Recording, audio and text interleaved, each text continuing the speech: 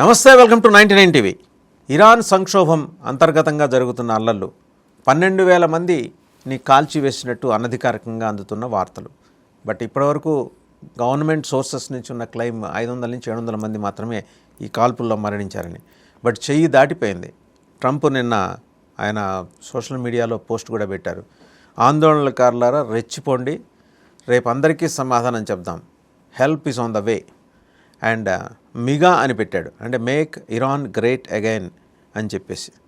ఒక దేశాధ్యక్షుడు మరో దేశంలో అల్లర్లు జరుగుతుంటే దాన్ని రెచ్చగొట్టడం, మీరు రెచ్చిపోండి, ఏం పర్లేదు, మీకు సాయం త్వరలో అందబోతోంది, ప్రతి ఒక్కడి సంగతి ప్రతి ఒక్కడికి జవాబు తర్వాత ఇద్దాం, నిదానంగా ఇద్దాం అని చెప్పేసి ఉంటాం. సో ఓవరాల్గా అసలు ఇరాన్ సంక్షోభానికి దారితీసిన పరిస్థితులు నిన్న కూడా డిస్కస్ చేసుకున్నాం. ఇది మరింత ముదిరితే శాంక్షన్స్ ఎలా ఉండబోతున్నాయి, ఇరానియన్ అఫీషియల్స్ తోటి అయితే అసలు తను మాట్లాడేది లేదని కూడా తేల్చి చెప్పాడు ట్రంప్, కిల్లింగ్స్ ఆగిపోవాలని. దీని మీద సమగ్ర విశ్లేషించడానికి మనతో ఉన్నారు geo political affairs expert Suresh Kochattil గారు. నమస్తే సురేష్ గారు. నమస్తే వాజన్ గారు. రాత్రి చాలా అగ్రెసివ్ పోస్ట్ పెట్టాడు ట్రంప్. పెట్టి మిగా అన్నాడు, చివరిలో మగా నుంచి మిగా దాకా వచ్చాడు. Make Iran great again. Correct. ఇది ట్రంప్ ఏమో 4 రోజుల క్రితం వీఆర్ లాక్డ్ అండ్ రెడీ అన్నారు. కానీ మిలిటరీ ఆప్షన్స్ చాలా తక్కువ ఉంది. ఒకటి డిస్టెన్స్, వెనిజువేలా పక్కనే ఉండే, చాలా రోజుల నుంచి వాళ్ళ షిప్, వాళ్ళ ఎయిర్క్రాఫ్ట్, అన్ని ఎయిర్క్రాఫ్ట్ క్యారియర్ మొత్తం అక్కడే పెట్టుకున్నారు. ఇరాన్ అట్లా కాదు, వీరు అంత పెద్ద ఒక ఫ్లోటిలాని అక్కడ ఉంచుకోలేరు. సరే, ఖతార్లో వీరి బేస్ ఉంది, సౌదీ అరేబియాలో బేస్ ఉంది, యునైటెడ్ అరబ్ ఎమిరేట్స్లో కూడా ఎక్కడి నుంచైనా వీళ్ళు ప్లేన్తోని ఇరాన్ మీద దాడి చేయవచ్చు. కానీ ఒక మాట మనం మర్చిపోకూడదు, మొన్న జరిగిన B-2 బాంబింగ్లో ఆల్మోస్ట్ 500 మంది సివిలియన్స్ కూడా చనిపోయారు. బయటకు రాలేదు. ఎందుకంటే ఇరానియన్ రెజీమ్ ఏం చేస్తారంటే, వాళ్ళకి తెలుసు ఎక్కడెక్కడ బాంబింగ్ జరుగుతుందో అని తెలిసిన ప్లేసెస్లో సివిలియన్స్ తీసుకొచ్చి కూర్చోబెడతారు. ఇది కాశ్మీర్లో కూడా మనం ఈ స్ట్రాటజీ చూసాం. ఆర్మీ రేడ్ చేయడానికి వెళ్ళినప్పుడు మహిళలు పిల్లల్ని ముందు పెట్టుకొని టెర్రరిస్ట్ అనుకుంటారు. వాళ్ళు అక్కడి నుంచి కాల్పులు జరుపుతారు, ముందు మహిళలు ఉంటారు, పిల్లలు ఉంటారు. సో ఆర్మీ వాళ్ళ మీద ఏం చేయలేరు. ఇప్పుడు యూఎస్కి వచ్చిన ప్రాబ్లం ఇజ్రాయెల్ కూడా అదే కదా సార్, సేమ్. తో గాజాలో కూడా అదే చేస్తారు, హమాస్ చేస్తారు. ఇప్పుడు జరిగిన దాంట్లో ఒక డిఫరెన్స్ ఒపీనియన్ అడ్మినిస్ట్రేషన్ ఏమొచ్చిందంటే, Marco Rubio who is actually very aggressive, Venezuela కేసులో అతనే ట్రంప్ను ఓవర్ రూల్ చేశారు. ఎందుకంటే he is a Cuban end of the day. ఇప్పుడు క్యూబా మీద కూడా దాడి చేయాలని చెప్పి చాలా మటుకు మార్కో రూబియో అగ్రెసివ్గాను. కానీ ఇరాన్కి వచ్చేటప్పుడు ఆయనేమో మనం మాట్లాడదాం వాళ్ళతో అని అంటున్నారు. దానికి 2-3 కారణాలు ఉండొచ్చు. ఒకటి, డైరెక్ట్ అటాక్ చేయలేము ఇప్పుడు, అది నేను చెప్పాను చూడండి. వాళ్ళు ఏ అటాక్ చేస్తారు, ఇప్పుడు వాళ్ళ ఖమేనీ మీద అటాక్ చేయాలంటే ఆయన ఎక్కడున్నాడో తెలియదు, ఇరానియన్ గార్డ్స్ కమాండోస్ ఎక్కడ కూర్చుంటారో తెలియదు, లింక్ లేదు, శాటిలైట్ లింక్ లేవు, టెలిఫోన్స్ పనిచేయట్లేదు, ఇంటర్నెట్ పనిచేయట్లేదు. స్టార్ లింక్ని జామ్ చేసేసారు ఇరానియన్ రెజీమ్. తో ఎలాన్ మస్క్ వాళ్ళ స్టార్ లింక్ కూడా ఇప్పుడు పనిచేయట్లేదు. ఈ పరిస్థితుల్లో ఇప్పుడు జరిగిన గొడవల్లో లాస్ట్ 12 రోజుల్లో ఇప్పుడు ఏమంటున్నారంటే, ఇరానియన్ గవర్నమెంట్ కూడా మాకు కంట్రోల్ వచ్చింది, మాకు పట్టు వచ్చేసింది వాళ్ళ మీద. అంటే ప్రొటెస్టర్స్ చాలామంది చనిపోయారు, 2,000 మంది అంటున్నారు, దానికన్నా ఎక్కువ ఉండదు. 12,000 అని వస్తున్నాయి సార్, నంబర్లు తెలియదు మనకి, we don't know the actual numbers. కానీ ట్రంప్ ఏం చెప్తున్నారంటే, ఇప్పుడు మీ మీద కాల్పులు ఎవరు జరిపారు వాళ్ళ పేర్లు గుర్తుపెట్టుకోండి, మేము వస్తున్నాం, హెల్ప్ ఈజ్ ఆన్ ద వే అన్నారు. ఆ హెల్ప్ ఏముందో అని చెప్పట్లేదు ఆయన. ఒకటి, ఆయన శాంక్షన్స్ పెట్టబోతున్నారు.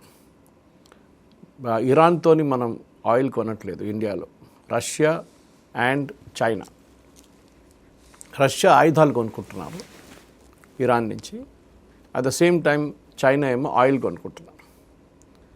వీళ్ళిద్దరి మీద శాంక్షన్స్ పెట్టి ఏం కాదు, ఎందుకంటే రష్యా అసలు యూఎస్తోనే సంబంధమే లేదు, ఏం అమ్మట్లేదు. చైనా మీద పెట్టరు ట్రంప్, భయపడతారు. ఎందుకంటే చైనా ఒకటే స్విచ్లో వాళ్ళ మ్యాగ్నెట్స్, రేర్ ఎర్త్స్ అంతా బంద్ చేసి పడేస్తారు. దీనికన్నా ముందు నేను 500% పెడతా, 250% పెట్టిన మంచి దిగి వచ్చింది. మనం ఆయిల్ కొనట్లేదు ఇప్పుడు. సో మన main export basmati. In fact last year figures మన దగ్గర ఉంది. 25% టారిఫ్ పెట్టినా కానీ మనకి ఎక్కువ ప్రాబ్లం లేదు. ఎందుకంటే యుఎస్ మార్కెట్ చూసినప్పుడు మనకు ఇరానియన్ మార్కెట్ చాలా చిన్నది. మనం 24 ఫైనాన్షియల్ ఇయర్ 24లో మనం ఎక్స్పోర్ట్ చేసింది టోటల్ $1.22 బిలియన్. పెద్ద అమౌంట్ ఏం కాదు. ఇప్పుడు FY25లో ఇట్ ఈస్ $1.24 బిలియన్. ఇంపోర్ట్స్ ఏమో చాలా తక్కువ, $0.44 బిలియన్. దాంట్లో మెయిన్గా మనం అక్కడి నుంచి మెటల్స్, కొన్ని స్పెసిఫిక్ మెటల్స్ తెప్పించుకుంటాం, ఫార్మస్యూటికల్స్ కొంచెం తెప్పించుకుంటాం. మన వైపు నుంచి వెళ్ళేది basmati, soya meal, bananas and of course చెన్నపండు, బెంగాల్ గ్రామ్ అంటారు శనగలు. అది కాకుండా చాయ్. ఇది మన మెయిన్ ఎక్స్పోర్ట్స్. ఇది మనం అమ్మకపోతే కూడా మనకి పెద్ద లాస్ ఏం లేదు. బాస్మతి రైస్ మెయిన్గా ఎందుకంటే బిర్యానీ దాంతోనే తయారు చేస్తారు. దానికి ఆల్టర్నేటివ్ ఉంది పాకిస్తాన్ నుంచి, కానీ క్వాలిటీ అంత బాగుండదు. సో రేపు కావాలంటే ఇరాన్ థర్డ్ నేషన్ నుంచి కొనుక్కుంటారు. ఇప్పుడు మనం దుబాయ్కి అమ్మాను అనుకోండి, వాళ్ళు దుబాయ్ నుంచి కొనుక్కుంటారు. ఏం పోయింది? ఓకే. లేకుంటే వాళ్ళు రేపు మనం సౌదీ అరేబియాకి అమ్మేసుకున్నాం, సౌదీ అరేబియా నుంచి తీసుకుంటారు వీళ్ళు. ఇది జరగబోతుంది. సో మనకి దీని మీద ఈ టారిఫ్ ఇంపాక్ట్ ఏమి ఉండదు. ఓకే. సో ఈ పరిస్థితుల్లో మనం ఏం చేయబోతున్నాం, బికాజ్ టోటల్ ట్రేడ్ ఇరాన్ చెప్పండి చూడండి, 1.6 బిలియన్ అనేది 0.15% మన టోటల్ ఎక్స్పోర్ట్స్. చాలా తక్కువ ఇరాన్కి అంటే ఆల్ ఓవర్ ద వరల్డ్. మొత్తం వరల్డ్లో మనం ఇరాన్కి ఇంపోర్ట్ చేసేది 0.15%. అది మనం ఎప్పుడు we will not want compromise. అది ఉండనియండి, అది అట్లనే ఉంటుంది, ఏం కాదు మనకి. మనం ట్రేడ్ చేయట్లేమని చెప్పొచ్చు కావాలంటే. ఇది చెప్పాను రౌండ్ అబౌట్ రూట్ తీసుకోవచ్చు. కానీ మనకు మెయిన్ ప్రాబ్లం అక్కడ ఏంటంటే మన చాబార్ ఫోర్ట్, మీకు గుర్తుంటుంది, మనకు చాబార్ ఫోర్ట్లో ఇన్వెస్ట్మెంట్ ఉంది. మనకు 2-3 బర్త్స్ ఇచ్చారు అక్కడ వాళ్ళు, చాలా పెట్టుబడి పెట్టాం దాంట్లో. దానికి యుఎస్ గవర్నమెంట్ ఒక వేవర్ ఇచ్చారు మనకి. సో ఈ 25% అనేది దాని మీద రాదు. వాళ్ళొక వేవర్ అంటే ఓకే మీకు ఇది Chabahar port is not a part of India Iran deal అని పెట్టుకున్నాం. ఎందుకంటే యుఎస్ ఏం చూస్తున్నారు, మనం చాబార్ ఫోర్ట్ని ఎట్లా యూజ్ చేయబోతున్నాం. ఒకటి ఆఫ్ఘనిస్తాన్, పాకిస్తాన్ నుంచి వెళ్ళనియరు ఆఫ్ఘనిస్తాన్. సో మనం రౌండ్ అబౌట్ రూట్ తీసుకుంటున్నాం ఆఫ్ఘనిస్తాన్ ఎంటర్ చేయడానికి, మన సరుకులు అమ్మడానికి, ఏమైనా చేయడానికి. అది కాకుండా central Asian republics, Tajikistan, Uzbekistan, ఈ ఫార్మర్ సోవియట్ రిపబ్లిక్స్ ఉంది చూడండి, ఆర్మేనియా, అజర్బైజాన్, ఇట్లాంటి కంట్రీస్ని యాక్సెస్ చేయడానికి ఇరాన్ నుంచి యాక్సెస్ చేసుకోవచ్చు. సో యుఎస్ ఏం చూస్తున్నారంటే రేపు వాళ్ళకు కూడా మన వైపు నుంచి ఏమైనా పంపించాలంటే వాళ్ళు చాబార్ ఫోర్ట్ వాడుకుంటారు. అఫ్కోర్స్ డైరెక్ట్గా కాదు, ఇప్పుడు రెజీమ్ చేంజ్ అయింది అనుకుంటారు. రేపు Chabahar port will be a great advantage to India. ఇప్పటికీ ఉన్న పరిస్థితుల్లో భారతదేశానికి పెద్ద ప్రాబ్లం లేదు. 25% అని చెప్పేది we can just forget it. కానీ అక్కడ జరుగుతున్న ఈ ఇష్యూస్లో ఒక యుఎస్ రోల్ ఏం పాత్ర, యుఎస్ పాత్ర ఏముంటుంది అనేది దాని మీద ఒక పెద్ద డిబేట్ నడుస్తుంది. సో వజోన్ గారు, ఇప్పుడు యుఎస్ ఏం చేస్తారు అదే అన్నిటికంటే పెద్ద క్వశ్చన్ నడుస్తుంది. నేను పొద్దున్న ఉన్న వాళ్ళ CNN కానివ్వండి, ABC న్యూస్ అన్నీ ట్రాక్ చేస్తున్నప్పుడు అందరు సస్పెన్స్లో ఉన్నారు. ప్రెసిడెంట్ ట్రంప్ ఎకనామిక్ శాంక్షన్ పెడతారంటే ఇరాన్ ఆల్రెడీ దివాలా అయిపోయింది, కొత్తగా అటు నష్టపోయేది ఏం లేదు. కానీ అక్కడున్న అయతోళ్ళని మార్చుతారా, రిలీజియస్ క్లర్జీని మార్చుతారా అని చెప్పి ఒక ఇరాన్లో ఉన్న కొన్ని ఆర్గనైజేషన్స్ ట్రంప్ కలిసి మాట్లాడుతున్నారు. దానికోసం ఆయన క్యాన్సిల్ చేశాడు నిన్న టాక్స్ అంతా.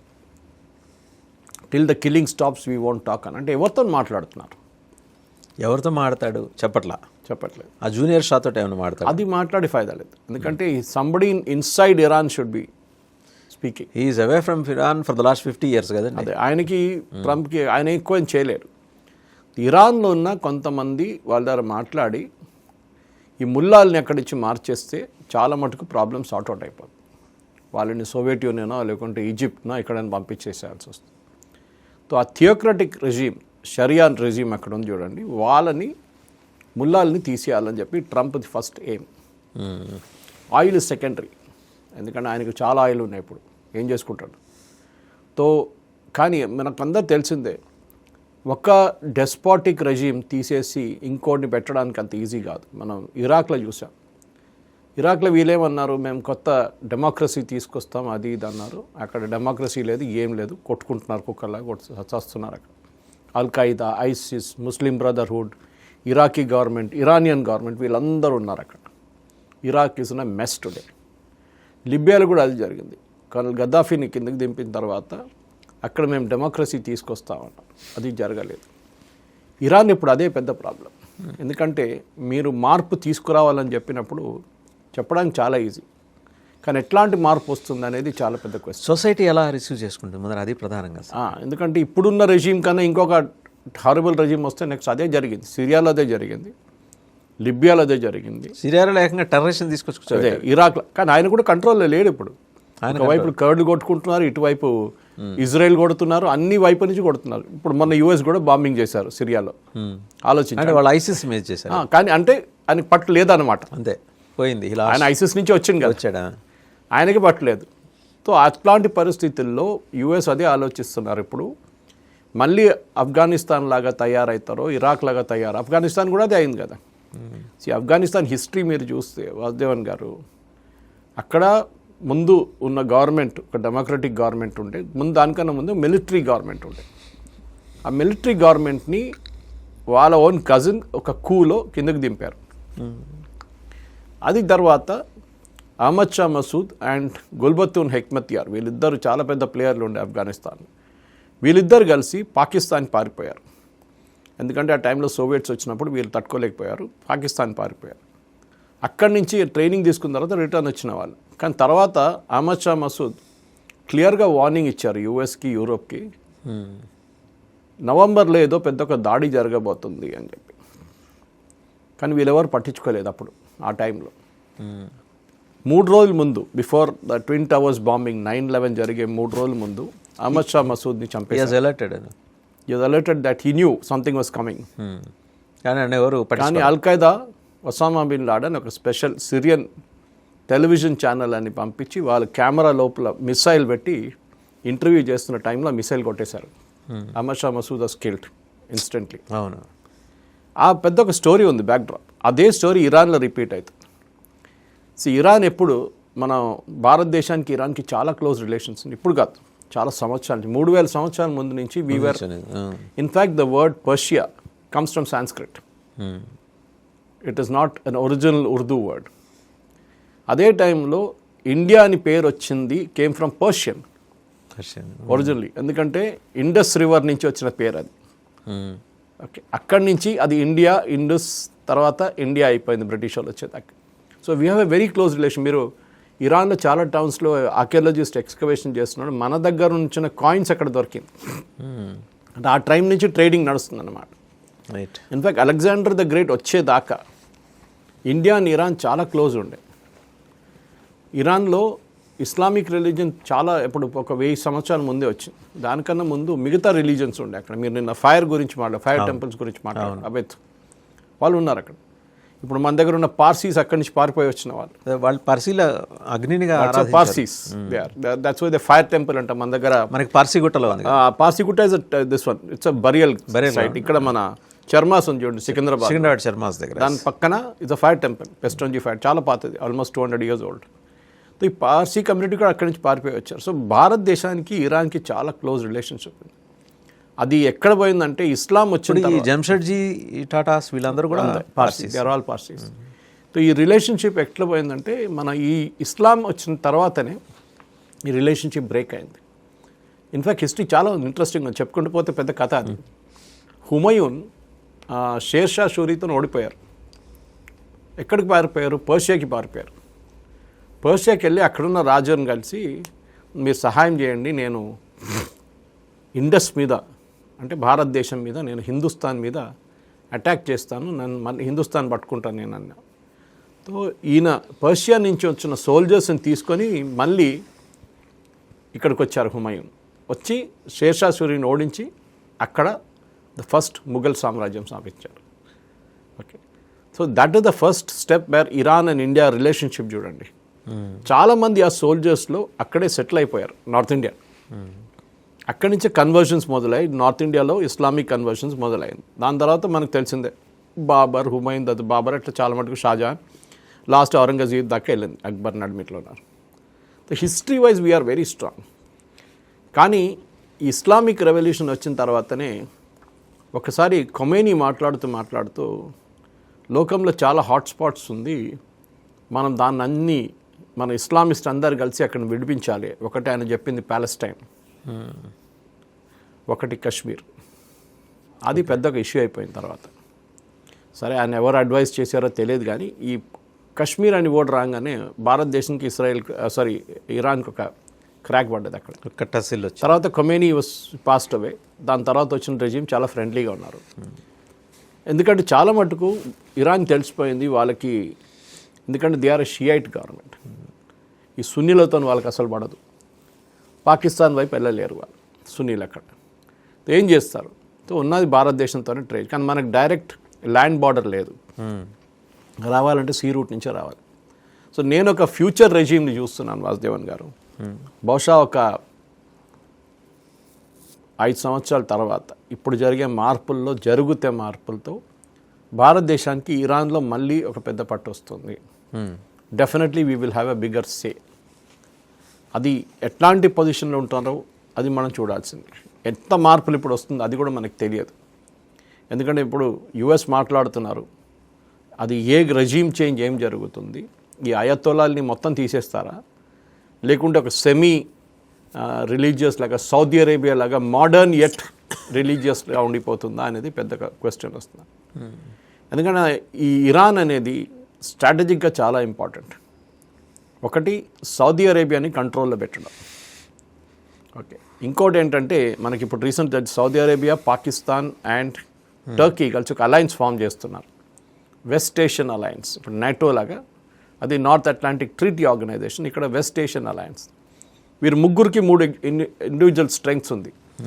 పాకిస్తాన్ దగ్గర న్యూక్లియర్ టెక్నాలజీ ఉంది, కానీ వాళ్ళది వాడుకోలేరు, అమ్మలేరు, కానీ వాళ్ళ దగ్గర ఉంది. టర్కీ దగ్గర టెక్నాలజీ ఉంది, వాళ్ళు షిప్ బిల్డింగ్లో they are very good, drone టెక్నాలజీలో కూడా వాళ్ళు చాలా, and they have the second largest army in NATO after United States. Okay, అదే పెద్ద అడ్వాంటేజ్. సౌదీ అరేబియా దగ్గర డబ్బులు ఉంది. రైట్, దీనికి సంబంధించి నెక్స్ట్ ఎపిసోడ్లో మనం మాట్లాడుకుందాం సార్. ఇప్పుడు ఇరాన్ సంక్షోభాన్ని అమెరికా అడ్రస్ చేస్తానంటుంది, ఎలా చేస్తుందో చూడాలి. నెక్స్ట్ ఎపిసోడ్లో మీరు చెప్పిన ఈ చాలా ఇంట్రెస్టింగ్ పాయింట్ ఇది, దాని మీద డెఫినెట్గా. Thank you very much Suresh గారు. సో చూసాం కదా, ఇరాన్ సంక్షోభం 12,000 మంది ఈ కాల్పుల్లో మరణించారు, ఈ అల్లర్లు కానీ కాల్పుల్లో కానీ. ట్రంప్ ఒక హెచ్చరిక జారీ చేశాడు.